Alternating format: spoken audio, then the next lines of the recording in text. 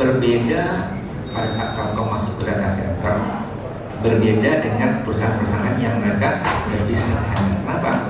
Kita memiliki uniqueness, kita memiliki diferensiasi yang tidak dimiliki oleh pemain data center yang lain di Indonesia. Contoh, data center itu pasti butuh connectivity, ya kan? Tadi saya sampaikan, itu adalah DNA aslinya Telkom ya, connectivity gitu kan. Berarti kita susah lah. Kita tuh sekarang jumlah fiber kita tuh mungkin udah 4 kali keliling dunia gitu ya, kilometer gitu ya, fiber gitu ya. Kata kita juga tidak hanya bermain di lokal, tapi juga memkonekkan Atlantik dan Pasifik dengan konsorsium kabel laut kita. Satelit, fiber kita yang ada di Indonesia, yang ke rumah ataupun yang di backbone. Jadi memang connectivity itu merupakan salah satu keunggulan kita yang tidak akan mungkin dikompet oleh operator data yang lain. Yang kedua, eyeball, pelanggan. Ya. Telkom pun sekarang kita punya di Telkomsel sekitar 160 juta subscriber. Ya. Saya yakin teman-teman di sini pasti sebagian besar pakai Telkomsel ya. Ada mungkin yang pakai Indosat atau Nextel, mungkin pakai kartu kedua, tapi main cardnya saya yakin pasti Telkomsel. 160 juta pelanggan itu eyeball, traffic yang kami tidak traffic. Belum lagi kita punya yang sekitar 8 sampai 9 juta pelanggan IndiHome. Jadi artinya 170 juta orang di Indonesia ini itu connect dengan networknya Telkom. Ini sebenarnya yang dicari oleh pemain-pemain yang memiliki platform-platform di luar TikTok ya. Kita ngomong dengan yang online kayak Shopee, mereka tuh mencari eyeball yang seperti ini. Dan itu ada di cloud-nya Telkom. Center.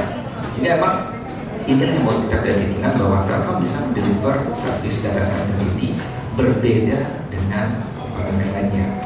Apalagi dari pemain-pemain yang luar, hyperscaler luar kayak Microsoft, Google segala macam.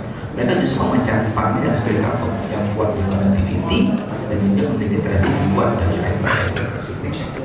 Yang ketiga, yang keempat itu yang disebut dengan B2B IT services. Nah ini Telkom selama ini sangat kuat di consumer, ya kan? Networknya juga sangat kuat. Kita masuk ke data center. Ini juga sebenarnya merupakan kombinasi yang sangat bagus pada saat kita masuk ke segmen B2B. Nah, disinilah peran teman-teman Metra nanti, karena Metra nanti Pak Prama akan cerita lebih lanjut bagaimana kita bisa meng-create service yang bisa memenuhi kebutuhan dari segmen B2B ataupun enterprise. Nah, yang terakhir yang kelima itu digital ya. Memang kita punya beberapa anak perusahaan ataupun cucu yang mereka memang fokus di perusahaan-perusahaan yang berbentuknya startup.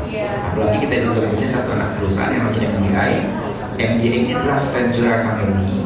Mereka tuh kerjanya invest di startup company seperti ini. Tujuannya apa?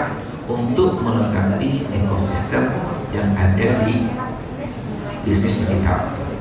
Makanya kalau kita Telkom sendiri, kita tidak menyebut lagi kita sebagai telco company, tapi kita adalah perusahaan telco yang lagi bertransformasi menjadi digital company.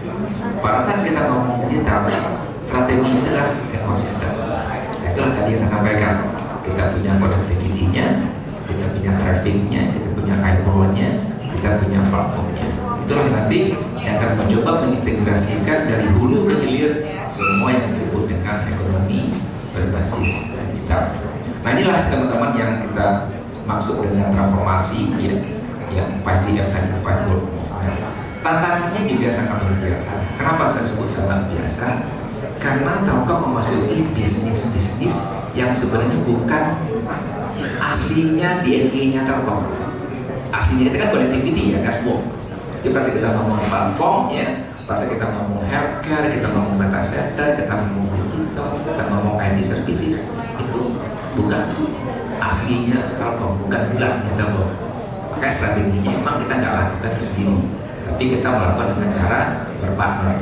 Partner yang memiliki kemampuan yang bisa mengisi yang Telkom belum punya, karena memang ada DNA yang belum kita miliki.